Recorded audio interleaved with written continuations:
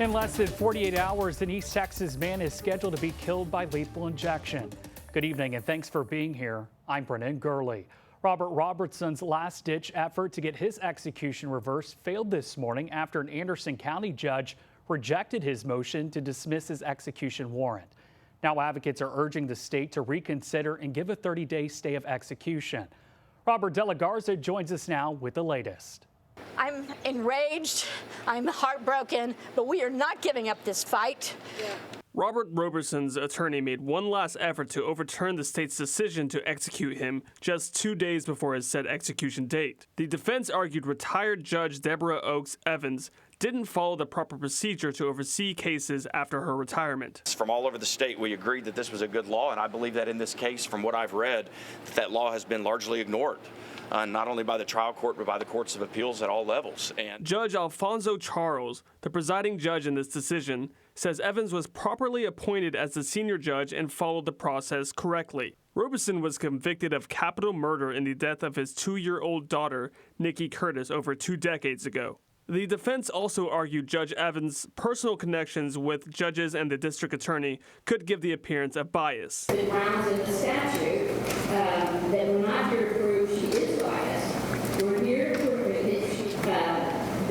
this is Rule 18B sub B, that she must be recused if her impartiality might reasonably be questioned. Roberson's attorney says he was wrongfully convicted based on flawed scientific evidence. I've become convinced that Robert is an innocent man. The foundations of our case were in shaken baby syndrome, and that is gone. Okay, that's not science. That was an idea that became science because enough people said it enough times. Brian Wharton was involved in the initial investigation of Roberson's case. I'm ashamed that I missed that 20 years ago.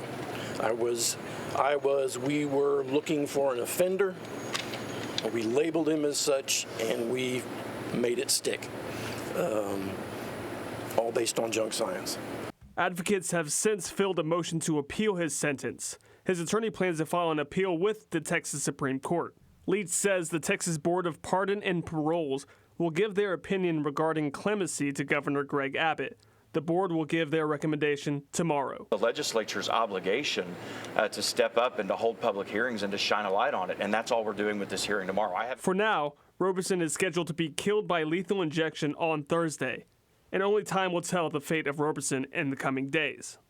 Reporting at the Anderson County Courthouse, Robert De La Garza, CBS 19.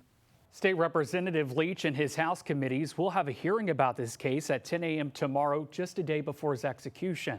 We'll have more information on this case as it comes in.